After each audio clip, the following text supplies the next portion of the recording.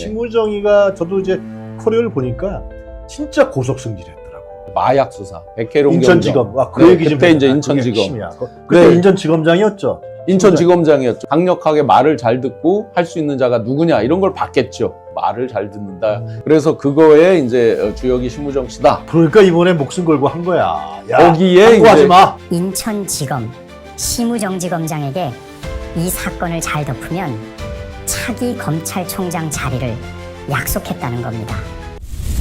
심우정이가 저도 이제 커리어를 보니까 진짜 고속승진했더라고. 고속 승진에다가 그야말로 성골, 뭐 육두품이나 진골과도 다릅니다. 완전 성골로 이제 온 거죠.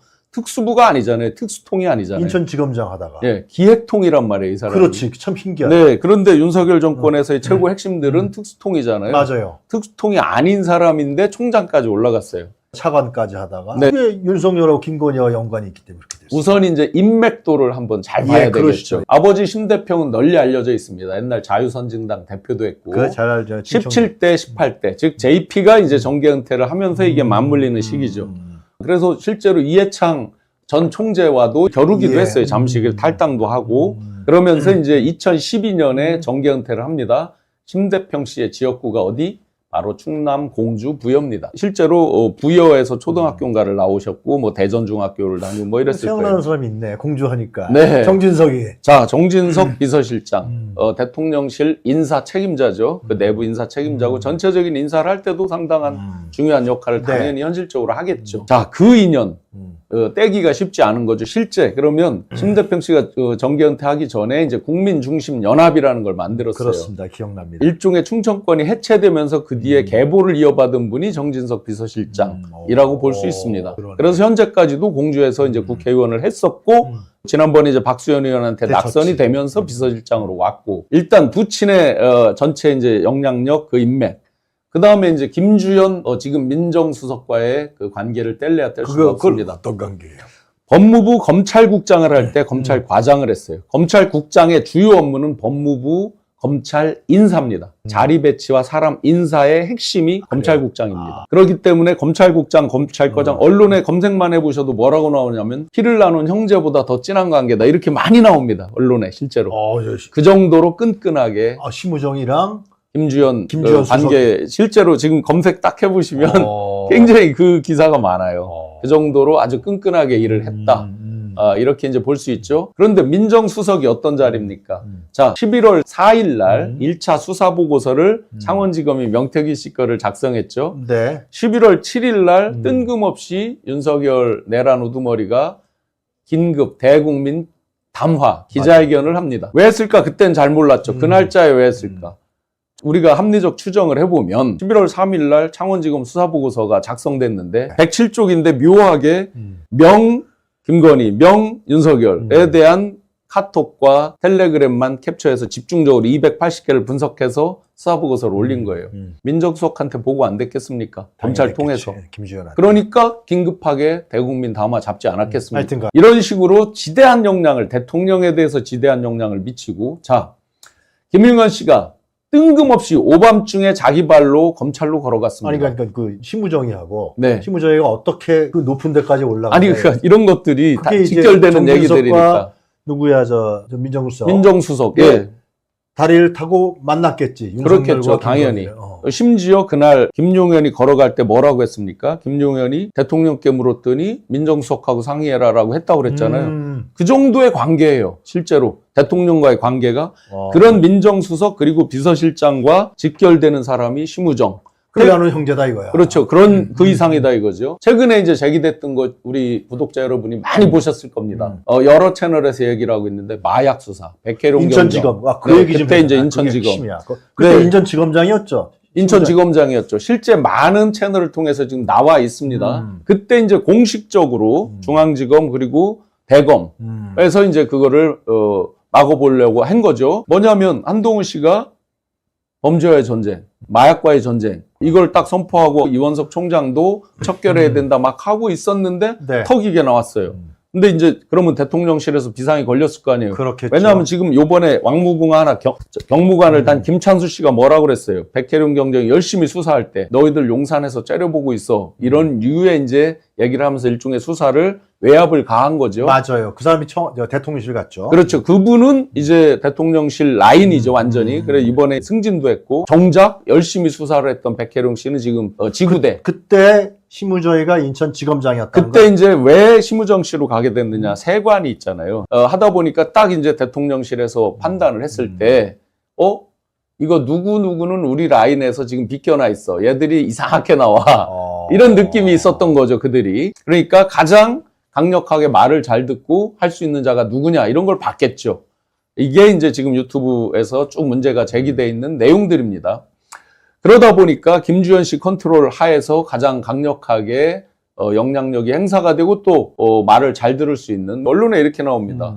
성품이 온화하고 합리적이고 두루 신망이 넓다 이렇게 나오잖아요. 그럼 뭐라고 얘기를 해야 돼요? 말을 잘 듣는다 이렇게 해석이 되는 거잖아요. 뒤집어 보면. 그래서 이제 우리 교수님 판단에는 민정수석이 심우정한테서 야, 그 마약 말이야, 그거 좀 네가 좀 알아서 해, 뭐 그랬다는 그 식으로. 중간에 이제 인천지검으로 가면서 이제 담당 수사관 등등이 이제 물 먹게 되고 이상하게 되면서 이제 유야무야 하면서 많은 부분이 이제 지금 오픈이 돼 있죠. 뭐 네. 온몸에 저 마약을 줄로 두르고 나왔다는 막 거야. 저기를 통과할 필리핀에서. 정도로 오는데 어떻게 그런 사람들이 안 잡힐 수 없는 거잖아요, 상식적으로. 그래서 그거에 이제 주역이 심우정 씨다 하는 게 이제 가장 큰 의혹으로 지금 현재. 그리고 중요한 건 마약 수사를 백혜룡 공장이 하는데 그걸 막은 거는 용산이었다. 실제로 이제 엄청난 소리였다. 용산 라인 김찬수 씨 딱 보면 이제 답이 나오죠. 김찬수야 뭐 시키는 대로 했을 네, 테고 예, 뭐야 예. 뭐. 근데 그렇죠. 결국은 용산에서 내려와서 야, 네.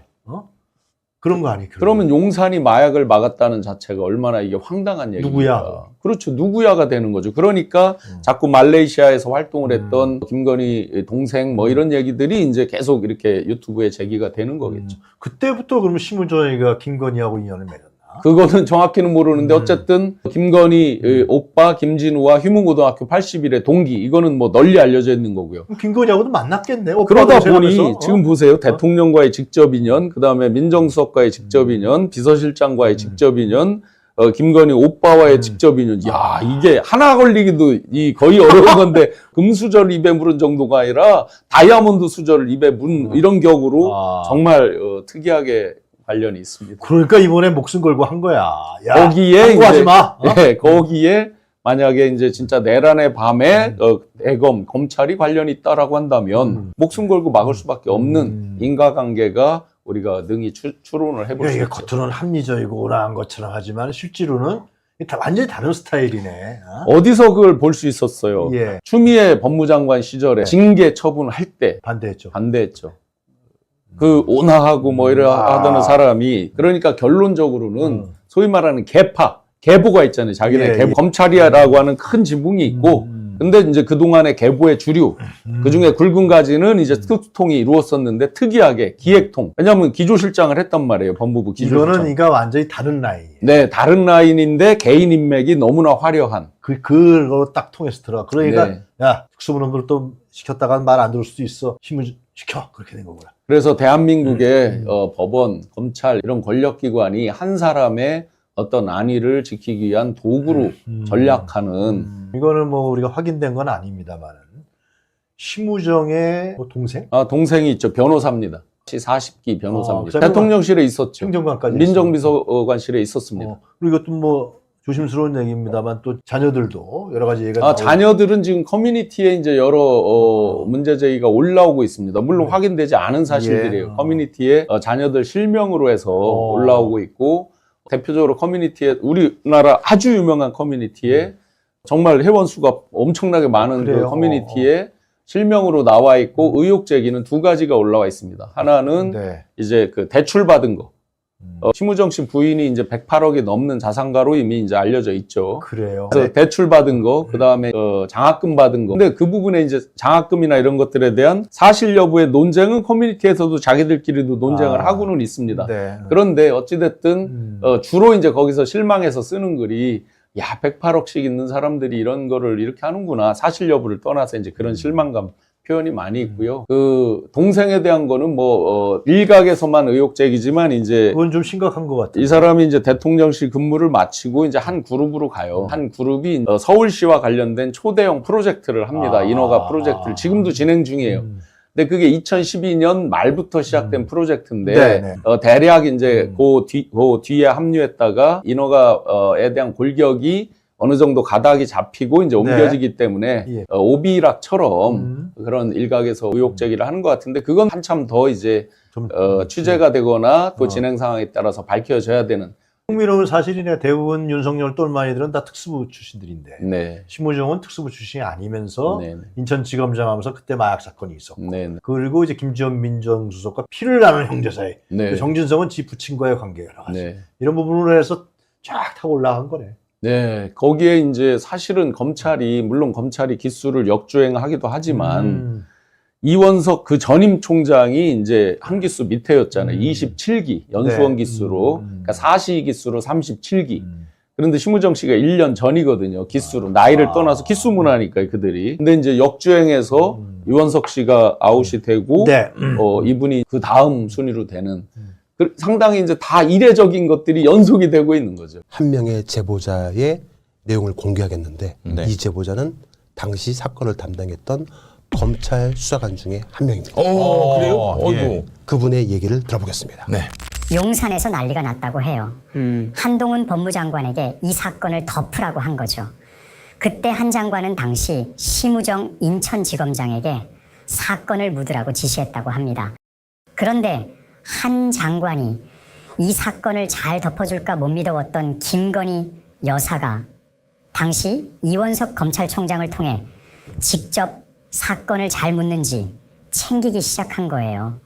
이 사실을 알게 된 한 장관은 화가 엄청 났다고 합니다. 그래서 윤 대통령에게 김 여사가 직접 이 사건을 챙기는 것은 좋지 않다고 직언을 했다고 합니다. 한 장관과 이원석 총장은 검찰의 존망이 걸린 문제라고 인식했을 거예요. 그런데 그러거나 말거나 김 여사는 윤 대통령을 통해 이원석 총장보다 한 기수 높았던, 그러니까 당시 이원석 총장이 27기였거든요. 만약 차기 검찰총장을 뽑는다면 27기나 그 다음 기수로 가야 하는데 한 기수 높았던 당시 인천지검 심우정지검장에게 이 사건을 잘 덮으면 차기 검찰총장 자리를 약속했다는 겁니다. 거기다가 김 여사 오빠 김진우 대표까지 나서서 심우정 인천지검장에게 이 사건을 덮어야 한다고 재촉했다는 거예요. 두 사람은 휘문고 81회 동기였거든요. 그래서 그때 심우정 인천지검장은 사활을 걸고 인천지검 마약특수팀에게 이 사건 덮으라고 지시를 한 겁니다. 이야, 엄청난. 이건 정말 엄청난 일입니다.